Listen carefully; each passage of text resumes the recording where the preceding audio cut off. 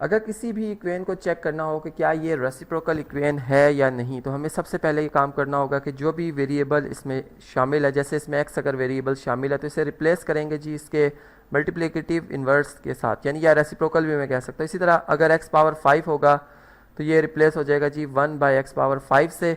और फिर उसके बाद इक्वेशन को चेक किया जाता है कि क्या वाकई इसको यानी जो सिंप्लीफाई करें और ये दोबारा वही इक्वेशन आ जाए, तो तब हम कहेंगे कि ये रेसिप्रोकल इक्वेशन है, ठीक।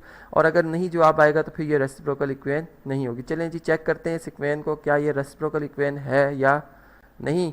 तो फर्स्ट टर्म को जब हम रिप्लेस करेंगे जी, तो यहाँ पर इसका रेसिप्रोकल आएगा एक्स पावर 5 का 1 बाई एक्स पावर 5। इसी तरह यहाँ पे हो जाएगा 5 ओवर एक्स पावर 4, यहाँ पे आ जाएगा जी 14 ओवर एक्स क्यूब, और यहाँ पे आ जाएगा जी 14 ओवर एक्स स्क्वायर, यहाँ पे आ जाएगा 5 बाई एक्स, और यहाँ पे रह जाएगा जी 2 इक्वल टू 0। अब यहाँ पे अगर हम इसे सिंप्लीफाई करना चाहते हैं, फ्रैक्शन को ख़त्म करना चाहते हैं, तो मैं मल्टीप्लाई करूँगा। ये सिंबल है जी मल्टीप्लाई का, ING लिख रहा हूँ, मल्टीप्लाइंग बाय डिनोमिनेटर्स का एलसीएम बना था x power 5 on both sides of the equation, B dot S both sides का एब्रीवेशन है जी। तो ये चलें जी, इसको जब मल्टीप्लाई करेंगे, नहीं हर टर्म एक्स पावर 5 से मल्टीप्लाई हो रही है, यहाँ ये भी मल्टीप्लाई होगी। इसी तरह यहाँ भी फिर लॉ ऑफ एक्सपोनेंट्स की बेस पर जो हम क्वेश्चन फॉर्म जानते ही हैं कि पावर्स जो हैं वो क्या हो जाती है जी, सब्ट्रैक्ट हो जाती है जब डिवाइड हो रहे होते हैं। तो यहाँ भी, और यहाँ से एक बहुत इंपॉर्टेंट बात जो कि मैं बताना चाहूँगा कि मैं जो x नंबर यहाँ पर कंसीडर कर रहा हूँ ये ज़ीरो नहीं होगा, यानी फिर इसकी पावर जो 5 ले रहे हैं वो भी ज़ीरो नहीं है, क्योंकि हम ज़ीरो से किसी भी इक्वेशन को बोथ साइड पे मल्टीप्लाई नहीं करते। चलें जी, अगर मल्टीप्लाई करेंगे तो यहाँ पर ये कैंसिल हो जाएंगे, हमारे पास सिंपल 2 बच जाएगा। इसी तरह यहाँ पर एक यानी x की पावर 5 ख़त्म होकर 1 रह जाएगी, ठीक है। इसी तरह यहाँ भी आप समझ गए जी, अब x पावर 2 आ जाएगी। इसी तरह यहाँ भी x क्यूब हो जाएगा, ठीक है, यानी 5 में से 2 सब्ट्रैक्ट हुए। इसी तरह यहाँ में 5 में से 1 सब्ट्रैक्ट होगा, 4 आ जाएगा, और ये 2x पावर 5 आ जाएगी इक्वल टू 0 के। अब अगर मैं इस इक्वेशन को दोबारा डिसेंडिंग ऑर्डर में लिखता हूँ तो हम देखते हैं जी क्या बनती है इक्वेशन। सबसे पहले हायर एक्सपोनेंट वाली टर्म लिखेंगे, उसके बाद फिर उससे बाद में आने वाली x पावर 4, फिर 14x क्यूब आएगा, फिर माइनस 14x स्क्वायर आ जाएगा, फिर हमारे पास माइनस 5x, और लास्ट में प्लस 2 इक्वल टू 0। अब आप देखें कि जो इक्वेशन 1 थी और जो इक्वेशन 2 है, इनमें कोई फ़र्क नहीं रहा, यानी वापस वही इक्वेशन बन गई। इसका मतलब है कि ये जो हमारी गिवन इक्वेशन है ये रेसिप्रोकल इक्वेशन है। चलिए अब ज़रा इसको स्टडी करते हैं कि क्या हमने इसमें ऑब्ज़र्व किया। हमने ये ऑब्ज़र्व किया, इसमें टोटल टर्म्स की तादाद थी जी 6, जबकि इसकी एक्सपोनेंट थी 5, ठीक, यानी एक टर्म्स जो है वो इसकी डिग्री से ज़्यादा है। दूसरी बात कि इसके अगर कोफिशिएंट्स को अगर हम देखें तो x पावर 5 का 2 है और लास्ट टर्म भी 2 है, यानी विद सेम साइन। और इसका सेकंड लास्ट टर्म जो है अगर -5 इसका कोफिशिएंट है तो फिर सेकंड टर्म का कोफिशिएंट भी -5 है, यानी इनमें कुछ इसी तरह अगर आप इन दो टर्म्स को देखें तो ये भी बिल्कुल उनके कोफिशिएंट सेम है। तब भी जो है इस टाइप की अगर हम इक्वेशन बनाएंगे तो वो लाजमी रेसिप्रोकल इक्वेशन होगी।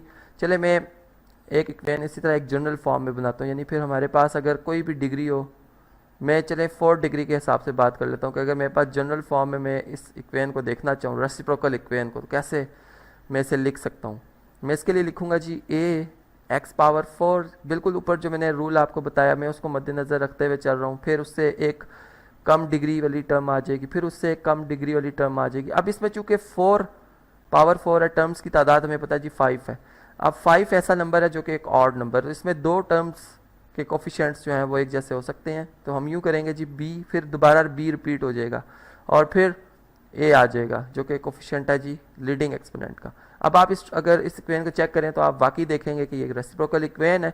अब अगर आपको ये बात मालूम होगी है कि ये इक्वेशन कैसे चेक होती है जी रेसिप्रोकल इक्वेशन, और जब आप ये सेटिस्फाई कर लेते तो अब इसको हम कैसे सॉल्व करेंगे, क्या इसके फैक्टर बन सकते हैं। तो इसके लिए एक टेक्निक है कि पावर 4 होने की वजह से, इवन नंबर होने की वजह से मैं इसे इसके हाफ से, यानी अगर इसकी पावर 4 है तो मैं डिवाइड करूंगा इसको x स्क्वायर से। यहाँ पे ये बात याद रहे कि x जो है वो 0 के इक्वल नहीं है on both sides of the equation. और जब मैं बोथ साइड पे डिवाइड करूंगा, यानी ये टर्म भी x स्क्वायर से डिवाइड होगी, ये टर्म भी x स्क्वायर से, ये भी x स्क्वायर से, हर टर्म को हम x स्क्वायर से डिवाइड करेंगे, यहाँ भी और यहाँ भी।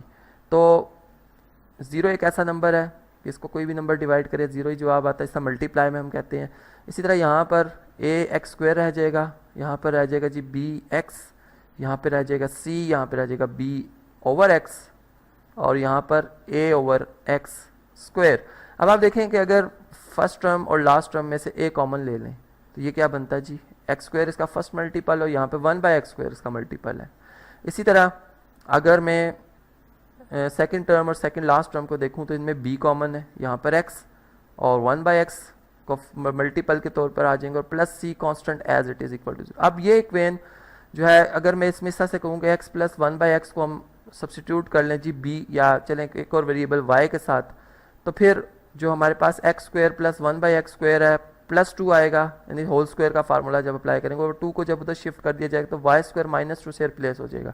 यानी यही इक्वेशन हमारी जो है वो क्वाड्रेटिक इक्वेशन में तब्दील हो जाएगी, जिसको फिर हम 3 मेथड से जो कि जिसमें हमारे पास जी फैक्टराइजेशन है, quadratic formula, completing square formula, उससे हम इसे सॉल्व कर सकते हैं।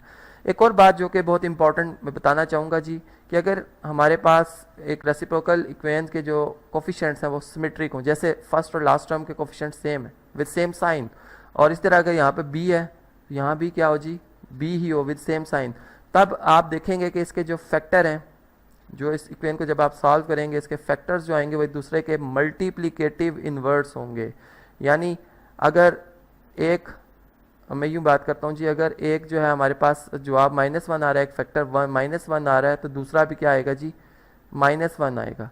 चूँकि -1 को अगर -1 से मल्टीप्लाई करें तो आंसर क्या आता है 1। इसी तरह आप ये बात ऑब्जर्व करेंगे कि आप जो फैक्टर्स निकाल रहे हैं एक दूसरे के क्या हैं जी मल्टीप्लिकेटिव इन्वर्सेस हैं।